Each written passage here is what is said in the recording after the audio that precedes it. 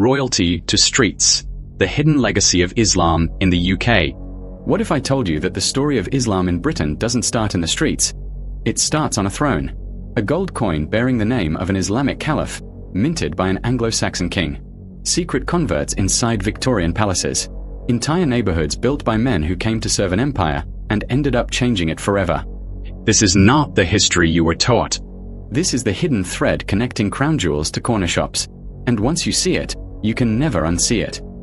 Hello and welcome to Global Mystery Nexus. I am your host, Shahid Sharaim Hosani.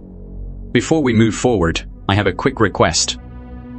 If you enjoy this video and want to support the channel, please hit the like button, share it, and subscribe so you never miss an update. Now, let's dive in. Our first mystery takes us to the Dark Ages. In 2019, archaeologists re-examined a coin that had puzzled historians for centuries. It was minted by King Offa of Mercia, one of the most powerful Anglo-Saxon rulers. On one side, it looked like a typical English penny. On the other, it carried Arabic script. It copied almost exactly a gold dinar from the Abbasid Caliphate, and it even included the Islamic declaration of faith, La ilaha illa Allah. Why would a Christian king in 8th century England put Islamic text on his money?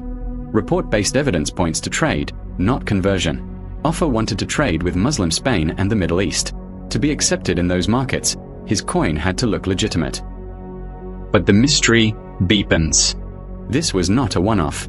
It shows that 1,200 years ago, England's economy and royalty were already directly touching the Islamic world. The connection was economic, diplomatic, and far earlier than anyone expected. Fast forward to the 1800s. The British Empire was at its peak, ruling over millions of Muslims in India, Egypt, and beyond. And back in London, something strange was happening inside high society. British aristocrats, scholars, and even diplomats began converting to Islam. The most famous was Lord Headley, a peer of the realm who became a Muslim in 1913 and built the first purpose-built mosque in Britain at Woking. Then there was Lady Evelyn Cobbold, who became the first British woman to complete Hajj and wrote about it. Government records and personal diaries show these converts were not rebels. Many were deeply connected to the Crown and Parliament. They translated the Quran, gave lectures, and advised the Foreign Office on Muslim affairs. The mystery here is, why? At a time of empire and us vs them, members of the British elite were drawn to Islamic theology, law, and culture.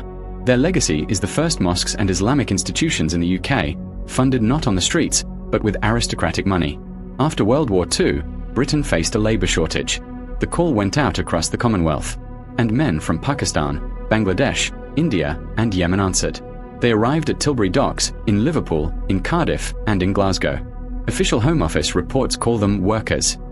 But their real impact was architectural and cultural. In Bradford, Birmingham, Manchester, and East London, they built the Britain we see today.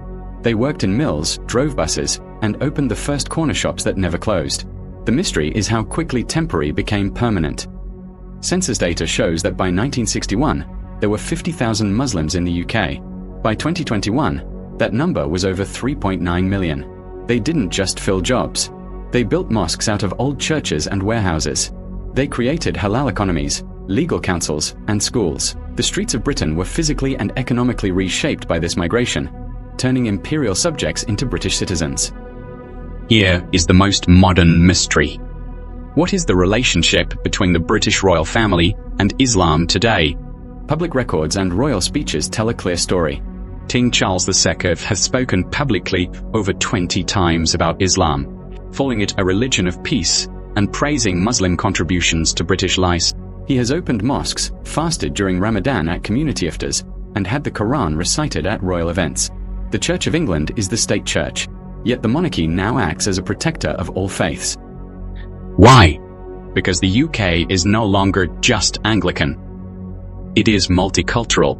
Royal archives show that since the 1990s, palace advisors have actively worked to build bridges with Muslim communities to maintain national unity. So the legacy has come full circle. From King Offa copying a dinar for trade, to a modern king attending Eid celebrations for social cohesion. Royalty to streets, and streets back to royalty. This final part is hiding in plain sight. Walk through Whitechapel in London and you will see a 300-year-old church that became a synagogue that became a mosque. Go to Leicester and you will find the largest Diwali and Eid celebrations outside South Asia. funded by the City Council. Look at British law.